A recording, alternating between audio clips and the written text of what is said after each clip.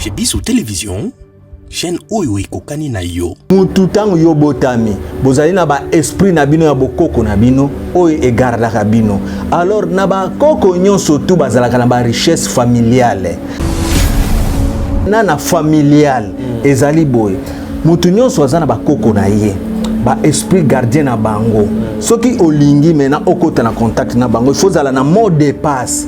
Oyo kokota contact na bango ba koko na yo, à partir de mot de passe kokota nde okoyeba richesse nini ezalaka na famille na yo. Parce que bato bakufa na bato bazana bon moyi bakoza en contact. Non, ça faux parce que mutu oya kufa na mutu abomo il faut bazana na contact. Ba esprit gardien tant tozolo bake bakoko na biso ba gardaka biso est-ce que bakoko na bazalaka ça bakoko bakufati ne ba gardaka biso maintenant mutu comment esprit on ezo garder aux la contact na yango te koyo liwe za de sortes parce que so tangi Ecclésiaste 7:17 balobi ke pourquoi zo kufa na jour ya yote mutu soki abotami na mokili azalaka na ange gardien na ye oyo nzambe achaye po akengelaka eti mokili mokolo kokufa. Maintenant, azali pe na ange gardien oyo Satan apchaka pembeni na ye oyo akobanda ko ambrie vie na ye po a gagner amo wana parce que amo ya mutu bawelela kango na trois esprits différents. Ezali susu na esprit ya bakoko na biso. Esprit ya bakoko na biso wana ezali wana mena pona ko garder, pona ko protéger et puis pona ko livrer yo. Parce que esprit ya bakoko na biso za mbele ya double tranchant, bakoki ko garder bien comme pe bakoki ko livrer yo. Jésus ayaki awate pona koya ko bikisanga na yo parce que yemoka lobi yango quand Matthieu 10:34 je ne suis pas venu apporter la paix sur la terre mais l'épée car je suis venu mettre la division. Abotami Melchisedec tant Hébreux 7:1 bakoyi biso kaza sans généalogie, sans papa, sans maman, sans nani, celui qui avait donné et qui avait béni Abraham et Abraham lui donna les dîmes de tout. Abraham azaki nani? C'est le père de la nation. Mais maintenant, Melchisedec a béni rien. Melchisedec, c'est quoi Zana? Nazaki na papa te maman te ni commencement ni fin. Qui a dit que orphelin a koye babongo na kosepela te na mois oya décembre? Tin, bokosi, bozali bongo motema mabe. Tala, Fondation Vida, oyo ezali bongo dirigé na engame mwasi atona maye lepe boanya na bolingo ya bomama kati na ye ba bengi e bongo Emily Seti Mainga mwasi nzambe mwana ya Canada ya tongo balance bongo opération sunga orphelin na mois oya décembre ekosi la bongo le 20 décembre pona koyeba bongo na ko récolter ba contribution na bino nyonso soki olingi otinda lisungi na yo. Lelo toyena banda kuna bino ko frapper pour na koluka aide. Donc tu as besoin de soutien na bino avec $1 tu peux sauver une vie. Alors en plus de cela tu as besoin de soutien na bino bilamba, chaussures, bajouer. Donc ceux qui besoin nango bo hésiter ko contacter ngaite na numéro na ngai ezali 647 533 43 10. Soki ya solo ozalaka na motema ya bomoto sala lokola mama Emily Seti Mainga mwana ya Canada ya tongo na $1 na yo ya pamba okoki kosunga mwana ayeba pe na kobika. Fondation Vida ya solo olakisi ya solo ete bolingo ya bonzambe ezali kati na bino pe Emily Seti Mainga ozali penda solo moto nzambe ndenge bazali kobenga yo pour coller l'utile à l'agréable. Awa na Kinshasa délégation moko ya Fondation Vida bakitaki bongo na commune ya Kisenso na orphelinat La Miséricorde. Bozali ebele bokota l'émission de partout na pesi bino mbote. Mbote bala nyonso ya chez Bissou TV. Oui, malamu na mission na bino réponse à nos questions. Yande ko na napesi moyini nanga mbote, moyini mbote, moyini bonjour, moyini nanga bonsoir.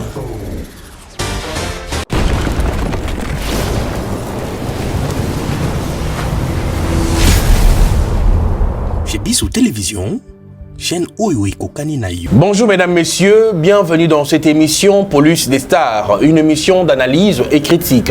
J'ai le réel plaisir de savoir que vous êtes nombreux en train de nous suivre.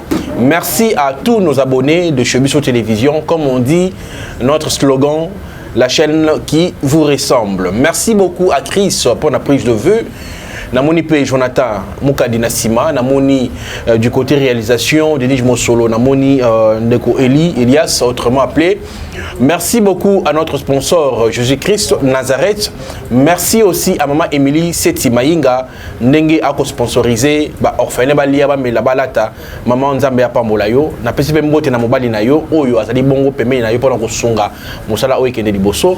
Merci pe na Lidi Mukadi ma femme, merci à mes enfants. Merci à Batutu Balingaka chez Biso Télévision. Bande comme l'a dit lelo yo, on va essayer un peu de parler sur Ngenge. Ah, donc le lenge nini kokoki ko récupérer ngenge na yo na spiritualité ozonga na monde physique. Topé na mode physique obenda yango na bon en fait aujourd'hui on va essayer un peu de expliquer ma phénomène on est à rendre nini. Oh ba yibinga ngenge. Oh mutu wana dépôt ya pembe na nga makamna nga tambola ka susuté. Et puis tokola ki sabino lelo le lenge ni diable a kobe sa vie ya batu. Ndenge ni diable a koyiba vie ya bana nzambe. Le lenge ni diable a ko tambola pe a ko bebisa ba misala ba étoile ba marmo belé envers ba peuple de Dieu. Le to moni ba pasteur nde ba komi ba sumu ki ya liboso. Le to moni ba pasteur ma ba ko sala ba ko fingisa komo ya nzambe.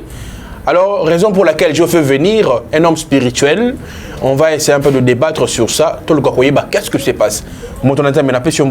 Merci, monsieur le journaliste. Sangonin. Malam. Vous allez maître spirituel, vous allez nganga, vous allez. Mais quand vous situez biso, oui, Nazali déjà déjà talanga ba ebinga Nazali grand maître la spiritualité. OK. Oui. Maître, phénomène ça la makamutu, dans le monde physique. À récupérer topé ba jeu ngengene et dans le monde spirituel a benda yango izonga a ça le mécanisme nini topé ba yiba ngolo lengeni. Oui, mais merci beaucoup monsieur le journaliste balandi bolanda malamu na ko expliquer le lenge kani diable aibaka ba bangenga batu et puis na ko expliquer lisusu il fallait ko bakisa le lenge kani mutu akoki kozwa richesse na monde spirituel et comme na monde visible et comme palpable. Ya liboso na ko banda ko expliquer bino boy bande ko balandi bo fungola matoi bien pena misu bolanda ngai ndenge tozali na mokili awa Satan azali ko diriger mokili onyo surtout bozali ko mona awa na sendenge to fandaka awa. Alors muntu lo lenge nini akoki ko récupérer chance na ye lo lenge nini akoki ko récupérer richesse na ye na monde invisible pour ekoma na monde visible pour apalper yango. D'abord c'est quoi? Mutu tangu yo botami bozali na ba esprit na bino ya bokoko na bino oyo egardaka bino. Alors na ba koko nyonso tu bazalaka na ba richesse familiale. C'est pour cela omonaka na ba place mususu ezali soki batu balingi bazo ba matière première bayaka wana omona babwaki makasu babwaki tamba basali cérémonie après nde babandi ko luka richesse wana. Cela veut dire basali cérémonie pour na ba entrer en contact avec ba esprit. Ba esprit wana mena ba pesa bango richesse wana ebima comme ça bango bazwa yango. Alors maintenant wana ezali po na communauté maintenant na familial ezali boy mutu nyonso azana bakoko na ye ba esprit gardien na bango soki olingi maintenant okota na contact na bango il faut zala na mot de passe oyo kokota contact na bango bakoko na yo à partir de mot de passe kokota nde okoyeba richesse nini ezalaka na famille na yo. Oya bakoko en contact lo lengini. Oui, ils ont un mot de passe, ils ont un mot de passe familial ou mingi ba habiter, ils ont enseigné, il faut pas enseigner comment aux un mot de passe, on a beaucoup de contact na ba esprit gardien oya yo ya bakoko no ba ancêtre na yo. Ce qui au côté maintenant en contact na bango, ndé à partir na bango okoyeba richesse nini ezalaka ya famille na bino. Oyo bakoko na bino bazalaka nango. À partir de celo ko solola na bango, ndé bango bakopesa oyo yango. Maintenant bakopesa na lo lenge ni ezate ke tangu yo koti na contact ozu contact bosolola mo bazui ba pesi bo no baza na lolenge bakopesela yo tangu bokosolola po ba pesa oki ola mukana tongo na ndako na koti richesse okoki ko kende place moko bo na kwemo bo lokoti loko moko bo eza richesse ya famille na yo selon ba richesse ezali tozana ba matière première ezali belé do ya ndenge na ndenge maintenant il faut ko yeba kaka contact eloko zo bo mabiso za contact ya kokota na ba esprit wana eza ki bonza beti apparemment ekomi moi makamamulili parce que bato bakufa na bato bazana bo moi bakoza en contact. Non, ils faux parce que mutu oya kufa na mutu abomo il faut baza na contact. Parce que mutu akufa zo garder mutu abomo. Comment expliquer ça? C'est ça que ba bengi que ba esprit gardien. Tant que zolo ba ke ba koko na biso ba garda ka biso. Est-ce que ba koko na bazala que ça ba koko ba kufat. Ne ba garda ka biso. Maintenant mutu comment esprit na zo garder aux la contact na yango te. Oko sala le côté. Il faut aux la contact na yango pona e garder au bien. Ndeko bunga place isko biso to bungela ole toza na contact na esprit wana biso to na contact na ete mais maintenant zolo bakina zala kana bakoko ba aider ba ko aider au comment mais obino bo sala ka ba cérémonie ya bakoko te mais maintenant lobi ke contact ezate tango yo zintamba ozulungula obwa ke sali cérémonie pour bobimisa diama place wana o sali nini o koti contact na ba esprit mais ba esprit na yo lobi ke contact ezala te o sali zani mais loki ba esprit na cela veut dire il faut comprendre makambo zo sala il faut avoir le contact entre ba esprit na bino gardien ba bakoko na bino pour vivre bien bazana facilité à couper sa richesse o ya famille na yo ezalaka parce que chaque famille okomona mboka moko boye supposons village na village wana bazalaka na ba diamant ebele mais na ba diamant ebele wana ezali na ba ancêtre ya village wana ba esprit moko ezalaka wana e gardaka place wana nyonso maintenant soki yo zali mutu mboka wana po o bénéficier na yango il faut que ta contact na ba esprit wana o bazo garder ba richesse wana o sololi na bango tango ko solola na bango ba moni ke o aza mwana na biso ya mboka na biso eza richesse na bango eza kisite nde ba ko kamata sko richesse wana ba ko pesa yo pe tango ba ko pesa zali sans condition ozu yango osali nango oyo lingi osala Neti kodia oui mais owana kodia c'est autre chose richesse wana c'est autre chose différence ezali que kodia eza eloko esengaka kolia eza eloko esenga ba cérémonie mais tandis que richesse wana eza cérémonie te eza juste olamuki na ndako moni richesse olamuki okena nzela omoni richesse à partir ya contact oyo kokota nde mena besprit wana eko guider yo que non ndengo zalibo okolamuko kene na nzela okolokota eloko moko bo ovandika abonanda ko diamé bimi normal oui non ezali kindokite mais na soso ngisa mais le lubini mutakolia na motoki ya mbonzu na ye mais comment expliquer que mutako mamisa a son amour na facilité on dit quelque part eza normalité mbongo moko te zalaka dans le vide richesse moko te zalaka dans le vide. Donc nyonso ezalaka place moko bo mezali na monde invisible ezali eloko si evanda nango monde invisible ezali nini expliquez moi le monde invisible ezali monde oyo ya bawa place bawa bazalaka babenga monde invisible parce que tout ça na des mondes mutu so akufi akende wana mais quand que phénomène na sala makande phénomène wana esala manaza sina expliquer yango déjà que mais quand peut expliquer bien phénomène na sala maboso mutu kufi okende na monde invisible wana la nanga siko très bien soki mutu kufi neti nzambe mususu apesaka yo 70 ans ya ko vivre na mokili maintenant yo sikoyo liwe za de sortes parce que so tangi Ecclésiaste 7:17 balobi ke pourquoi zo kufa na jour ya yote est-ce que comprendre nga très bien alors cela veut dire mutakufa ka na jour na été mais nzambe apeso 70 ans lokola yo ange gardien na za makasité yo landi na yo makambu o ya satan ba e bazuyo ba bomio avant ange wana maintenant ba bomio na 50 ans au lieu de 70 ans mbula o etikalo kendo sali lango na monde invisible tango kokoma kuna ne ba ko banda siko ko sali sa ko moumbu na bango ba ko sali sa musala nyonso tu balingi à partir de cela ti okokokisa mena année ya o nzamba ko la kela 70 ans koki na monde wana nde na olongwe na boumbu wana qu'est-ce qu'on a place oyo okozela jugement na yo on l'a dit très bien monsieur le journaliste très bien c'est ça différence ezali wana entre monde invisible na monde visible donc to vivre ka ndengo wana do soko longwe okena monde mususu oko vivre ndenge tuzo vivre bon si je comprends bien olingo ba ke monde wana za soki okufi liwa ya yote bo ba kufa liwa ya bango kasi soki ezali soki okufi liwa na yo ekoki normal okokende okozala na place oyo ya yo eza bien réservé eza toujours le monde invisible kasi yo olobi bato bakufa na date na bango na date na bango bakendaka na monde invisible cela veut dire ezali bo faut expliquer très bien balanda tout le monde tokendaka na monde invisible maintenant ezali na partie par partie cela veut dire ezali lokola Congo azana ba commune na ye batu mususu toyebi ke bavandi na komina Ngalema, batu mususu bavandi na Lemba, batu mususu, c'est ça.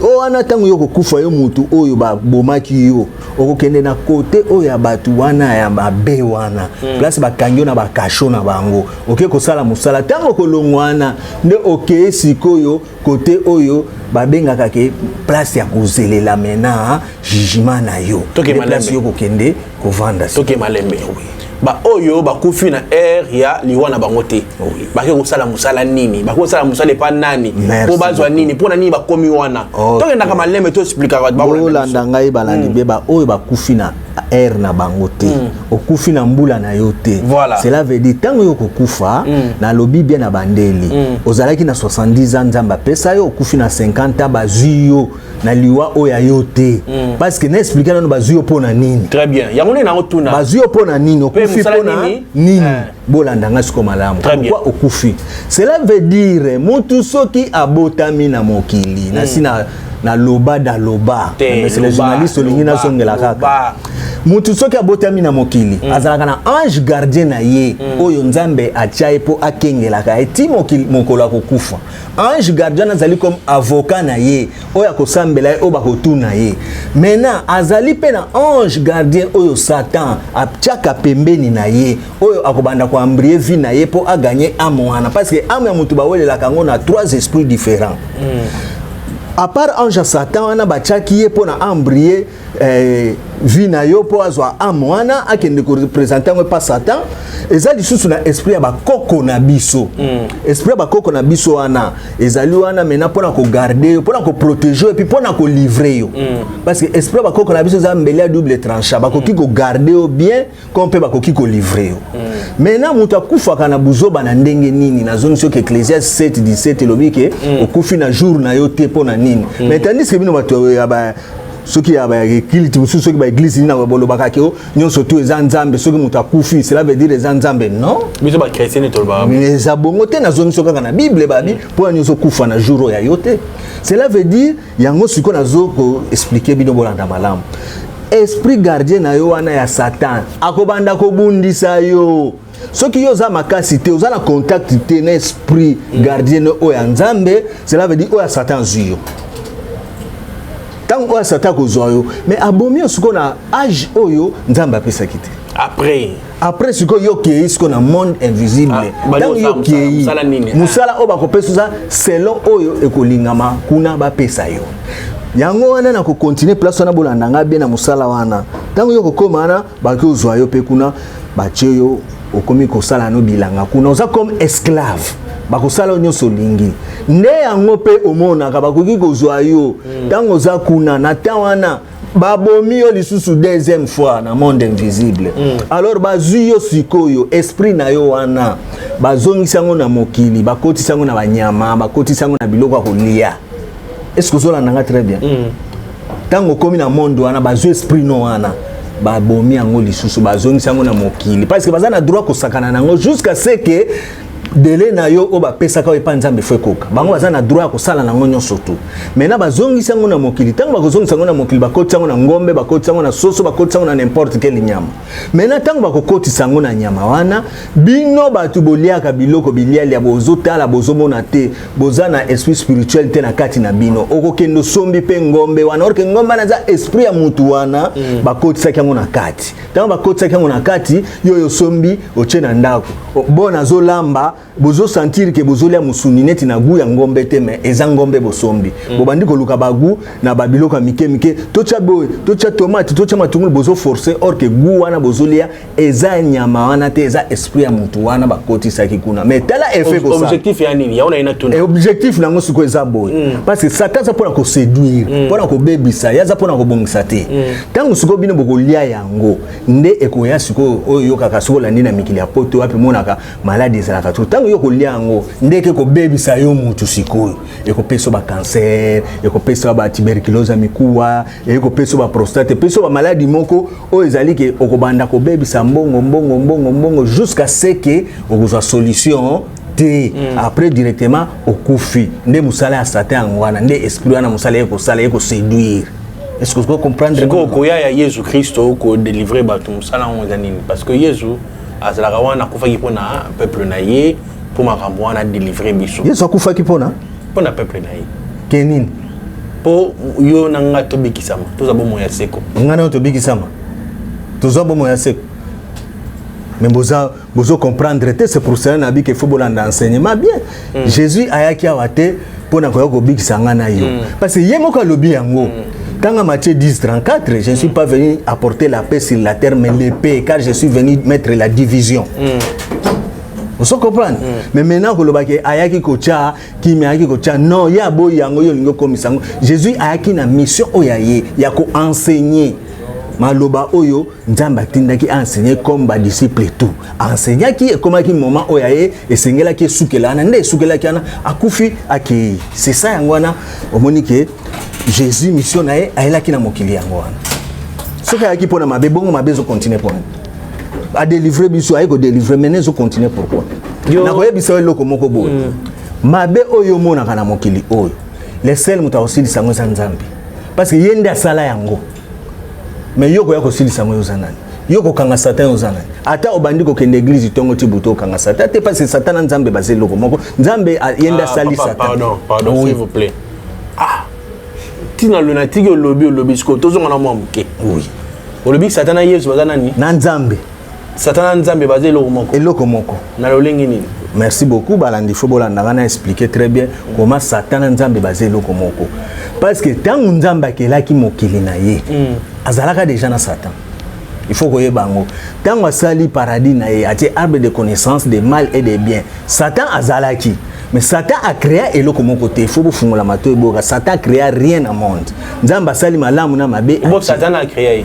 Nzambe nda a créé Satan parce que Satan il fut ange de lumière. Okay. Ya Nzambe.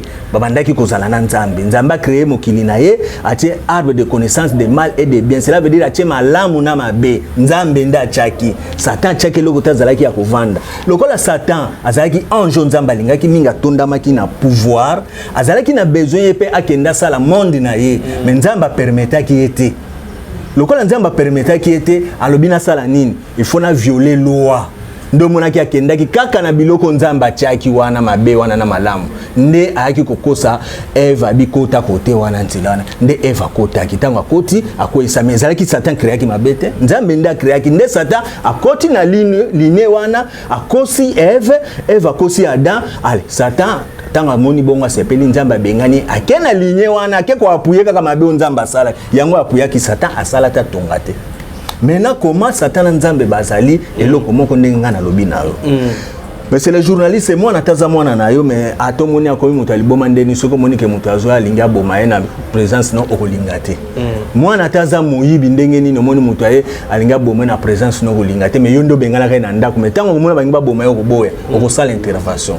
Cela veut dire Nzambe nde a créé ki Satan. Mais comment expliquer ce que lobi que Satan za mabe na Nzambe bayo kana kate. Tanga Job de 1 balobi que Satan a outina se aye kotala Nzambe et pas zalaki au milieu de wana au milieu na plus les ana entre Nzambe na Jésus bazalaki Satan aye na milieu na bango atelemi Nzamba tuni outu wapi ona chobeta tour na se yango na ye kotala yo Nzamba tuni est-ce que moni mwana nga Job abi oui atinda bi okosala nyonso me mulimo ne ko simba te mais pourquoi mutu aza ennemi na yo akouta na se aye pa lobi que na ye kotala yo potiki yake.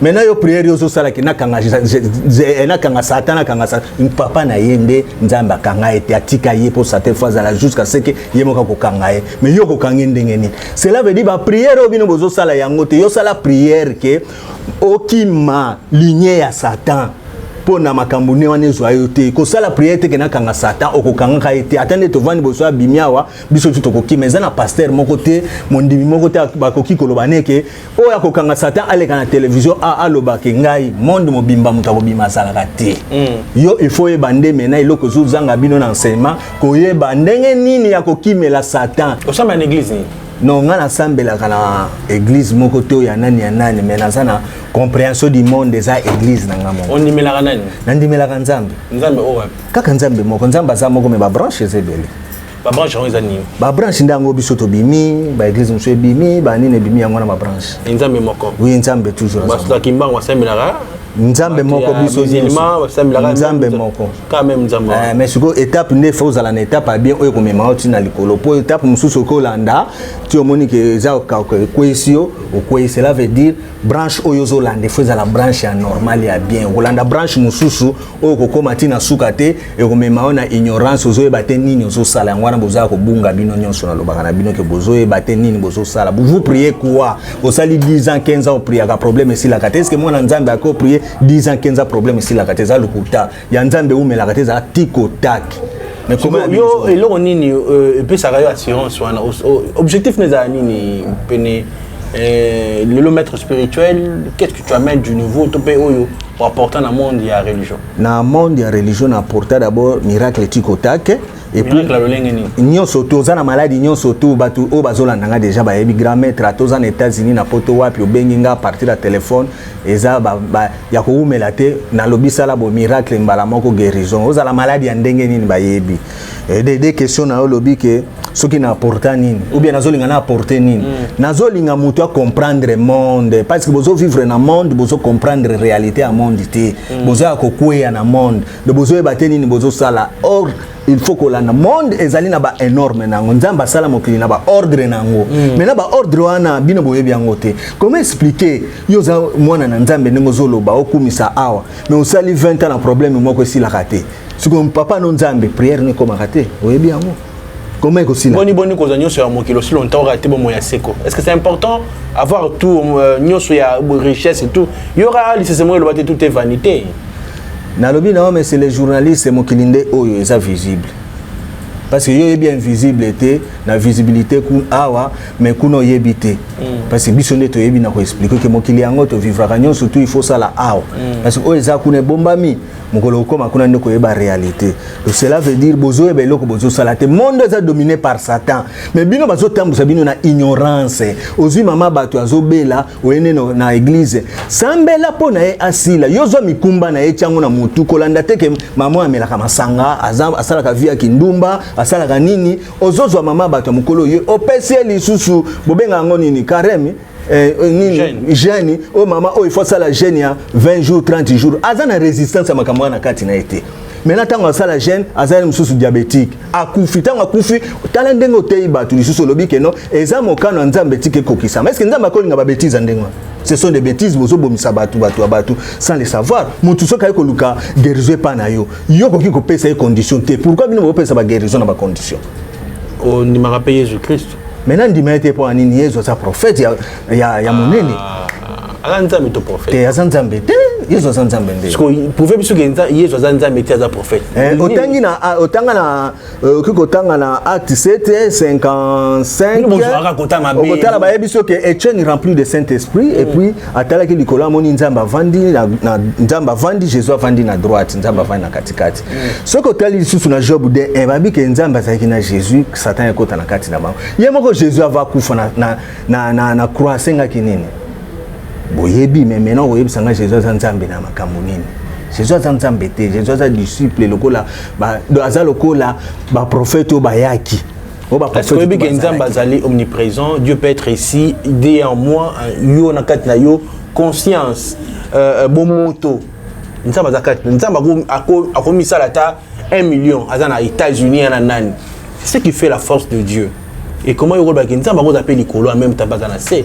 en même temps pas continuer à monter en même temps pas une autre moto c'est ça le être Dieu il y a on a succès à ma souverain yangwana mais yo robo pour dire que Jésus va talaki likolo mais ils ont revenu quand la moto c'est que Yesu atalaki likolo yo zo bisanga Yesu za Nzambe prouver nga ke za Nzambe na bisanga ke on a prouvé que ce qui le bi Yesu za Nzambe Nzambe akiko bota mate mais c'est les journalistes na kozong so na Hébreu 7:1 otalaki Melchisedek azalaki sans généalogie sans papa sans maman sans nini abima kenda tokokumise koleka Yesu mais Jésus abota Melchisedek tanga Hébreu 7:1 ba koyebi so ke za sans généalogie sans papa, sans maman, sans nani, c'est lui qui avait donné et qui avait béni Abraham. Et Abraham lui donna les dîmes de tout.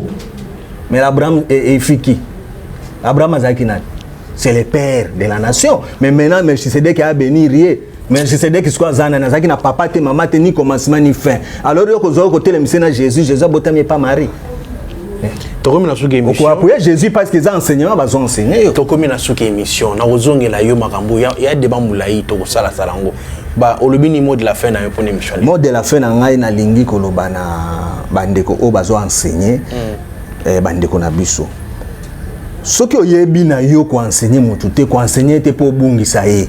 Soki po oyebi enseigner bien pour na mutu za guérison parce que baza ko boma batu na ignorance batu muso bazo kufa liwa na bango te ozoke ndeko kufa na tana yo te cela veut dire oyepa mutu ayebi makambo te azo memona makambo zangatina okufi. Comment ngana zoloba na zobeta CT guérison ezalaka na condition te soko za na posa guérison benganga na numéro na nga ezalaka sans condition te oyeba peso susukeo mais c'est le journaliste avant ndengos boye ozo guérison il faut ça là 30 jours be prier tongo ti butu okanga jeune est-ce que obi na kati ya jeune non zelana silisa nanu question na lobi est-ce que oyebi na kati ya jeune esengaka nini po moto azala c'est na kati ne po soki basali prière makambo na nyonso ezala bien azwa guérison soki balobi ke osala jeune okokata jeune atongo ti butu mutakokata po esengi lisumu te ezala na kati mais maintenant siko lisumu ezala te na kati oyebi lisumu eza nini parce que mutu apeshaka air nyonso alors botika bino bato bozolakisa bato soki guérison miracle soki botika zwa charge ya moto bozobomisa bato ya bato pamba moto ya bato ayepa na koluka guérison yo memie na condition akokita akufi après obike eza mposa ya nzambe eza miracle ya nzambe nde fale ezala bongo lukuta ya nzambe ezalaka bongo te nzambe pasi eza te. Tokomi na suki émission lelo na bandi c'était là le mot de la fin. Numéro de téléphone des Aliboni. Numéro de téléphone est allé plus 243 90 15 29 843 plus 243 90 15 843 grand maître Kichaka ozana posa ya guérison tiko tak mbalamoko atozana pays ni na pesa guérison to moi je suis un homme spirituel c'est la plus na pesa guérison okasi guérison e uta kande na ezana Saint Esprit ezaka kati na nga o uta ke pa na ye nzambe akotisa kati na ngai yango na sala ka ba guérison même na téléphone même na façon tout donc comme elanga neti mai nazomela. Merci beaucoup. Na bandi to ya momba la timato développer makambo etali bonzambe parce que na kipo sa ba recherche na nga na benga yo na plateau mais kozanga ba argumenter. Peuple de Dieu, on arrive à la fin de cette émission. Police de Star, merci beaucoup à Chris, merci à Jonathan Moukadi assistance, merci à notre technicien Nabiso Dij Mosolo Elias, merci à tout Balingara chez Biso Télévision, merci à sponsor Nabiso Yesu Christo, merci à maman Emily Seti Maïnga, merci à Lydie Moukadi, ma femme, merci aussi à tout Balingara Biso Tena Pesi Binombote. Bandeko Balandi Sugi Yesu Azongi Te Tokuta na poete to ça la suite y émission. En tout cas, tikenga moi muke, c'est ngena ke ndusala ba recherche na zonge laye parce que il faut na sugi saye na plateau. Merci beaucoup. Pe azana mituna botine la ngai yango pona beng sesu na plateau lelo na tumba yango tukutani balasima. Bye bye. Qui a dit que orphelin akoye babongo na kosepela te na mois o ya décembre? Tin bokosi bozali bongo motema mabe. Tala Fondation Vida oyo ezali bongo dirigé na engame mwasi atona mayele pebwanya na bolingo ya bomama kati na ye babengi ye bongo Emily Seti Maïnga mwasi nzambe mwana ya Canada ya tongo balance bongo opération sunga orphelin na mois o ya décembre ekosi la bongo le 20 décembre pona koyeba bongo na ko récolter ba contribution na bino nyonso soki olingi otinda lisungi na yo lelo toyena bandako na bino ko frapper pour na koluka aide donc tu as besoin de soutien na bino avec $1 tu peux sauver une vie. Alors en plus de cela tu as besoin de soutien na bino bilamba chaussures bajouer.